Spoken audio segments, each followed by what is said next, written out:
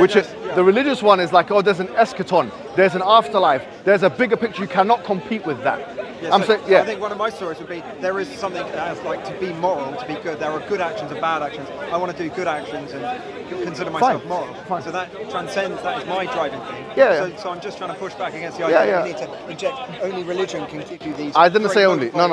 Certainly, that's not my point. Yeah. I'm saying any metaphysic which is transcendental has the potential to do that. Yeah. But I feel like religion is particularly effective. Why? Because religion gives you a promise of an eschaton, of an afterlife.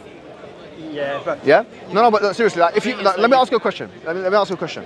If you actually, it's conditional. If you actually believed,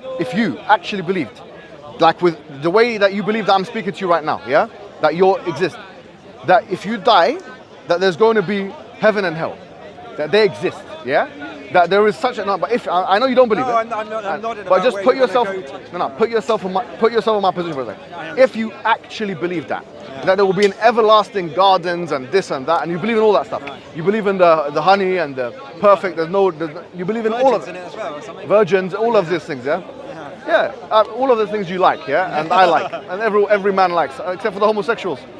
Homosexuals might not like virgin women, right? No, probably not. But what I'm saying is, if you actually believed that all of these things, my question is, would this act as an incentive for you or not? If I actually believed it, I would be like, well, actually, it's difficult to say because I'm not very like goal oriented. But obviously, you're saying like this is the greatest reward you could ever get. So would you walk towards the greatest reward? Yeah, probably. But whatever.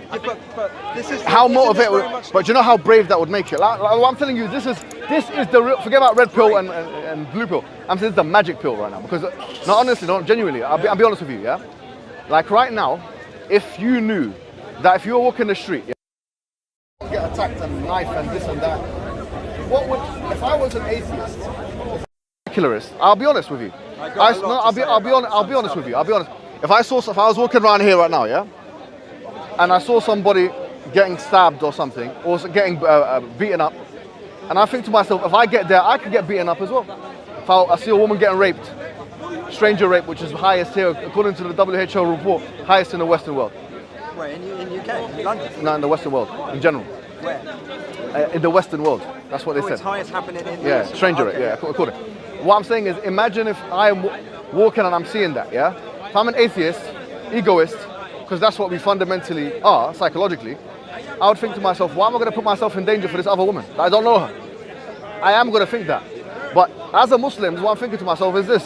I'm thinking, wait a minute, if I go and save this woman, no, I'm being serious. That's not the way your mind works. No, wallahi, it does work like that. It does. No, I know, but what I'm saying is, this is how a person should like think, This is how you like. I think, okay, but if I get involved in this thing, I try and stop this, and I get stabbed and killed. But then the Prophet ﷺ, he said that "Man qutila duna nafsihi fahuwa shahid." Whoever was killed trying to defend his life is a martyr. You're resurrected, don't you? Yeah, all that. No, but if you actually believe in that, imagine now.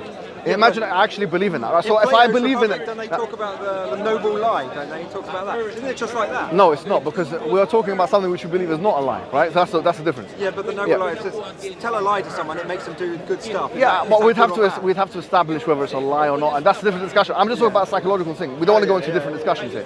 I'm saying that on a psychological front, that would make me more brave. Because I feel like, okay, I'll put my life on the line. I'll do it. No problem. If you give someone like a tremendous thing like that, doesn't it just also cause fanaticism? It can do. It can do. That's why. Single-mindedly. Of course, there's fanatics. So that's what I'm saying. Not the best. Maybe the best is like a cold disposition. Like we'll weigh it all up and see. Maybe we can work out what's good and bad. Right. I understand that there's a problem with fanaticism. I'm not denying that. And they use the same bravery as the ones that are doing noble things will do, right? But we're just weighing up. Agreed. But when we're saying that if people truly embodied the Islamic spirit, if they truly embodied, which is not, I would argue, is not the fanatic interpretation. That's my interpretation. I think that's a false interpretation. If they truly embodied the Islamic spirit, and ask yourself a question, what we're seeing here in terms of diffusion of responsibility, we are seeing something in psychology referred to as diffusion of responsibility.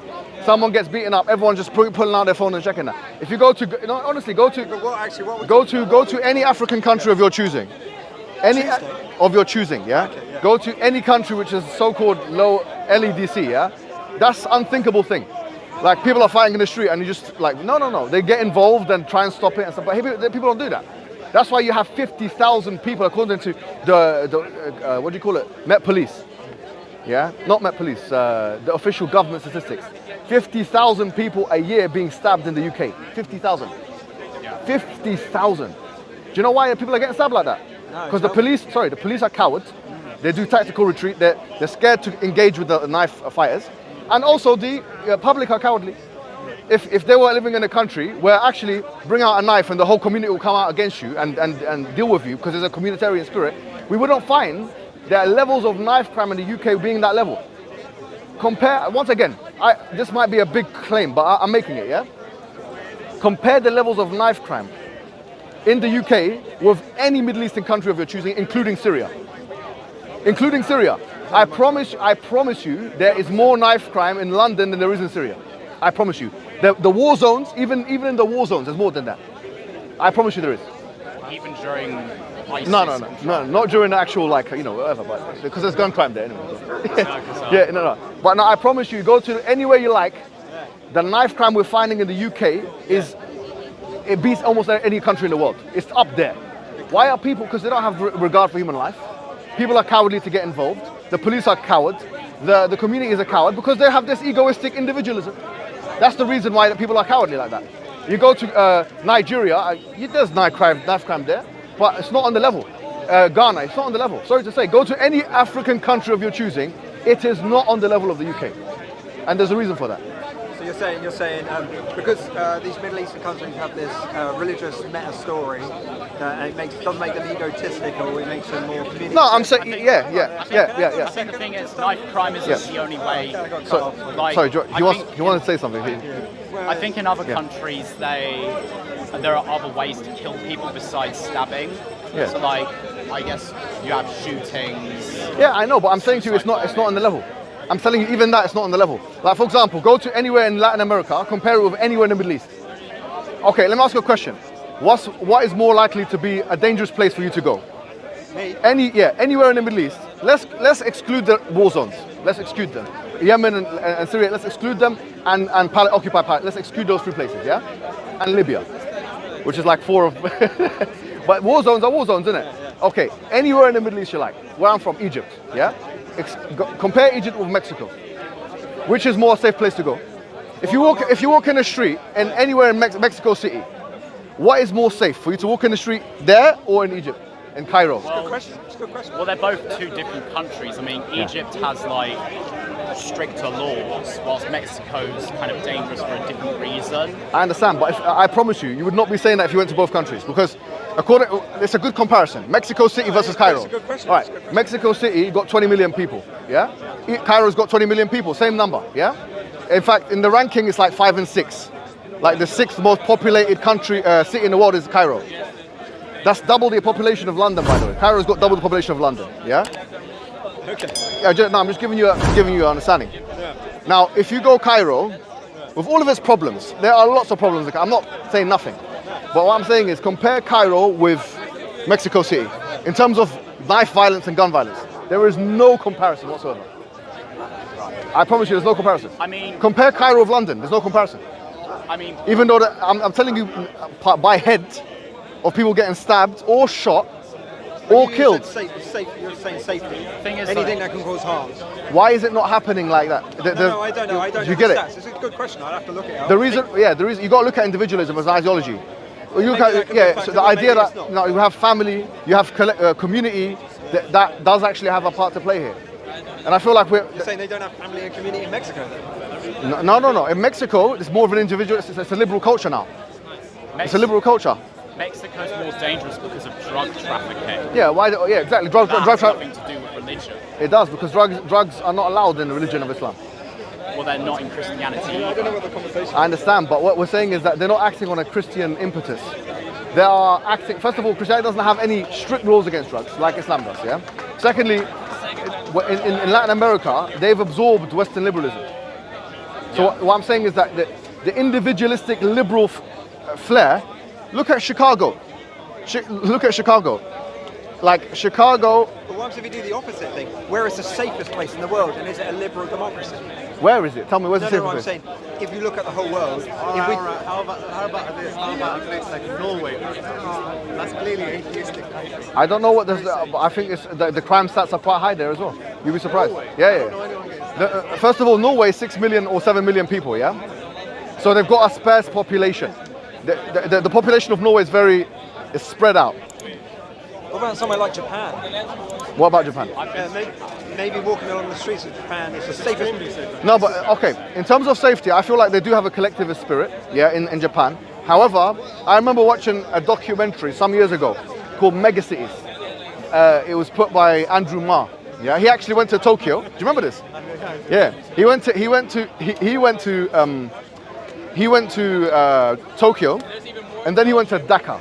He went to many different megacities. He went to Cairo as well, in fact. Yeah, cities that are like of a certain population.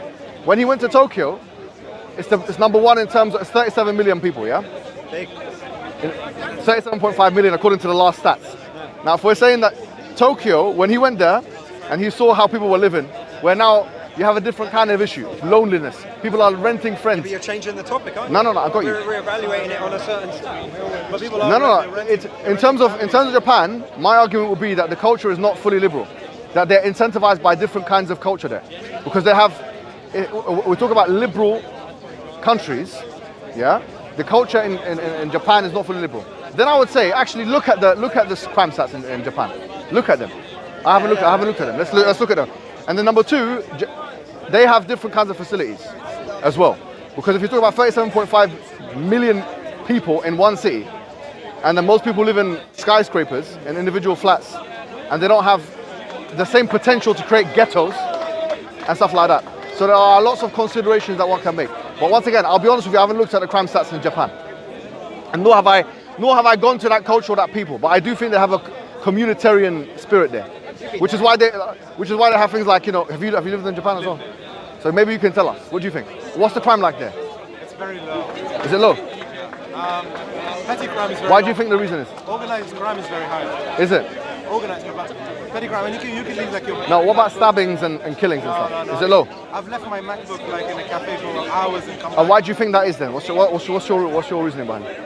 Well, I think what you mentioned earlier is quite interesting because there is a collectivist culture. So if one person does one thing against the stream of the sort of community consciousness, Yeah. they get extremely ostracized. Yeah, so do you think that, okay, so he's confirmed what I was already thinking, and that's why they have a strong culture of suicide and stuff like that, if you've shamed the family. I remember reading a story of a man who left his family, because he was in a house, yeah, and he left in Japan, in Tokyo. He left his house because he could no longer provide for them. He thought he was useless, so he said, I'm leaving. That happens. Yeah, so the point is that there's a strong sense of honor, collective community honor there in Japan. I'm not saying Islam is the only solution, by the way. My thesis is as follows, is that when you have a strong individualism, okay, and you compare it to more collectivistic cultures, then the individualistic cultures are more likely to be high in crime than the collectivistic ones. That's my idea. Because if you go to a Christian community in Africa, that's why I said any country in Africa. If you go to a country which is majority Christian in Africa, but they are all have a strong community or tribal allegiance, then it will be the tribal fathers that will come in and so on, or chief masters, or whatever they call it. Do you believe that Islam is something that is applicable to any country and any culture at any time? In other words, is it something that's eternal? Yeah. And your justification for that? Yeah, I believe in that. I mean, that's what the religion of Islam claims to be. But then that doesn't mean that it's rigid. It doesn't mean that it doesn't take into consideration the socio-economic or political factors. Because there is an inbuilt flexibility in the religion of Islam, such that you can have culture of, for example, if Japan became a Muslim country, yeah, like maybe Malaysia is a good example because it's the closest to it. Malaysia wasn't a Muslim country, Indonesia wasn't a Muslim country, then became. But if you compare Malaysia and Indonesia to Egypt, once again, you're going to find many things in the former that you didn't find in the latter, because they have a different kind of temperament, a collective temperament, they have a different culture, and so on. So I'm not saying that Islam is going to come in and engulf everything. It comes in, yes, and just pick what fits. Pick no, what no, no. works, change it about a little bit and just no. apply. It comes in and gives principles of how to live one's life. Overriding principles. God is the Most High. These are the laws. You know, this is how you should be with your family. This is how you should be with your community. Okay, but then you as a culture, as a people, bring in your own flavor of that. So, you know, in Malaysia, it's not going to be the same as Nigeria. And your justification for that, do you believe that, do you believe like human beings are also in that sense, you know, something that is, you can apply to them like the book of the Quran. Say again? The book of the Quran would be in your case. Yeah. That you can apply that to human nature, because also human nature is not something that is changing. It's something that you can explain from within like the context of religion. So what did you say that again, sorry? So I'm saying, you believe that human nature is not something that like changes over time either. It's something that is fixed. Human nature is another topic. So let me answer the question. I feel like Islam has 2 or 3 things that are important and have a cross section with the psychological literature. Yeah. First of all, the idea of fitrah, which is that everyone is born with the predisposition to believe in God. All right. But there's another thing as well, which is that the Quran states that وَنَفْسٍ وَمَا سَوَّاهَا فَأَلْهَمَهَا فُجُورَهَا وَتَقْوَاهَا, and by the self and he who created it. So he inspired it by giving it propensity to do good and propensity to transgress. So the human being has propensity to do good or bad. Okay? Both of that is an integral part of the human project. God has put that in both of us. قَدْ أَفْلَحَ مَنْ زَكَّاهَا, the Quran continues, the one who has purified himself has succeeded. وَقَدْ خَابَ مَنْ دَسَّاهَا, and the one who corrupts himself is a failure. So you have the potential as a human being to be either or. Okay? So why they say there's a cross section of like the psychological literature is that in psychoanalytic theories you'll find that, you know, the psyche and the dark side of the psyche and all these kind of things is there. You know, the unconscious mind, we believe in all of that. In fact, where Freud wrote a book on dreams and experimented with like the idea of the unconscious, where dreams come from, we also believe that dreams can be of the unconscious mind. That was something that was said 1,400 years ago. Al-aql al-batin or takhabbat al-aql, so it's the same thing was there. So when you find that the unconscious mind is composed of these different things, the potential to do good, the potential to do bad, some that can surface into the conscious reality and sometimes it's not. But yeah, that's where there's a cross section, I would say, between the psychological literature and the Islamic understanding of, you know, for example, human psychology. Because, you know, often it's not just against Islam, but against any sort of religion, or any, let's say, dogmatic religion, let's say in that sense. The common argument is that it can't really be applied to human beings because human beings are essentially an ongoing phenomenon, right? They're like a future-orientated and, you know, they change all the time. And you talked about the fitrah, but, you know, the opposite side would be the sort of like existentialist Jean-Paul Sartre and his ilk, who would say, actually we're born without a blueprint, right? We are who we make ourselves to be, how we live our lives out. Well, I mean, I don't know if Sartre said that or not. I haven't read that. I think he did, yeah. But I can remember Descartes said the exact opposite. He said we're all born with the autograph of God. And so the idea that you're born, like, because he got that from, you know, when he went through the meditations and he went through all this cogito ergo sum, I think therefore I am. He said that's the highest level, it's the thing that was, but he said that is, we're born with the autograph of God, I think therefore God is as well. You know, and so the idea that we're born with that, I think is a fixed part of the human psyche. That is a fixed thing. But the other things are there as well, and it's for the human being to choose, basically. And we believe it's a voluntary agent. Human being is a volitional agent. Oh, you do believe that? Yeah, yeah. Okay. You don't believe it that the human being's action is determined? We believe in compatibilism. Okay. Okay. I was under the impression that, because it's a debate, isn't it, at the moment? Yeah, yeah. Fatalism, determinism. Now we believe in compatibilism. Actually, do you mind me asking you about that? Yeah, of course. Because I am struggling with this concept that, you know, God is sovereign, right? So he knows what's going to happen in the future. future, right? So he has complete sovereignty over humankind, but at the same time he's giving them free will. So it seems like from the outset that there's a contradiction here, because how can you really have free will if God has sort of written out exactly what you're going to do? And I've been studying this Catholic monk called Spanish monk in the Middle Ages, and something Molinism, yeah. And William Lane Craig is doing something on that also. Yeah, he had an interesting idea that he said God has The wood knowledge, middle knowledge, yeah. middle knowledge. Yeah. So, I mean, what would be a good way of explaining the Islamic argument for that? Because it's a struggle to think, well, I'm free, but actually God has written it out. I should start off by saying, quite frankly, that just as Christianity has divided on the issue, so has Islam. All right. If we're being completely honest on it, right? I take the compatibilist position, but there were more positions that are closer to crass determinism, and there were more positions that are closer to libertarian free will within the Islamic idea. Just like in secularism, there are all three views. Same thing with Islam, same thing with Christianity. You have Arminianism, you have Calvinism, and then you have Molinism, as you've mentioned, right, with Molina, and which William Lane Craig is defending the position of academically right now. The wood knowledge or the middle knowledge is actually, I was looking myself to find if there's any, are you going to go? I'll head off. All right, it's nice take care. meeting You too, my friend. Yeah, see you later. Yeah, thank you. Yeah, let's take a picture. Well, you've got it all there, so you know you can. Let's take a picture. Come. Wait, selfie. Take it. All right. Do you want him to take it for you? Yes, please. Yeah. We'll talk about middle knowledge in a second. Yeah. Cheers. Thank Nice you. one. Thank you, Robert. Yeah. See you later, Robert. So middle knowledge, actually, there's a view which is commensurate with it in the Islamic paradigm, and it took me a long time to find it. But there's a guy called Najmuddin al-Tufi which has the same, pretty much same view. But he said that God, not the same view. He had a slightly different view, which is that God holds you to account based on what knowledge you would have done if you were free. If you were independent, okay, then God holds you to account based on that knowledge. Okay. Now that's, for me, it's a problematic view,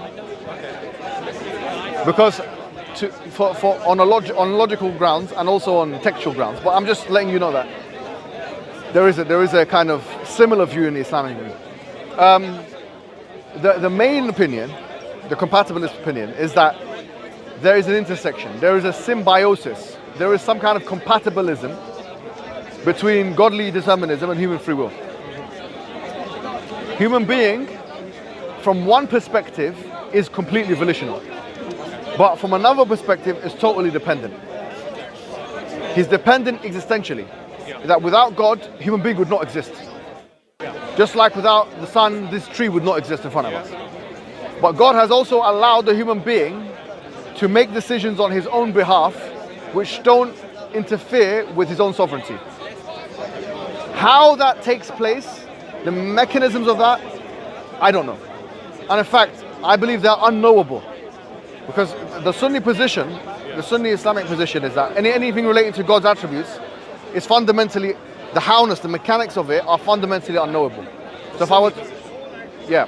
Is that the same for the Sufi and the Shia as well? Sufis are, like, for example, when we say Sufis, it's not really a creedal school of thought. Right. It's referring to, like, you know, so most Sufis are Sunni, or at least they would claim to be, right? They would say I am Sunni. If you meet any Sufi, I have, they would usually say I'm Sunni,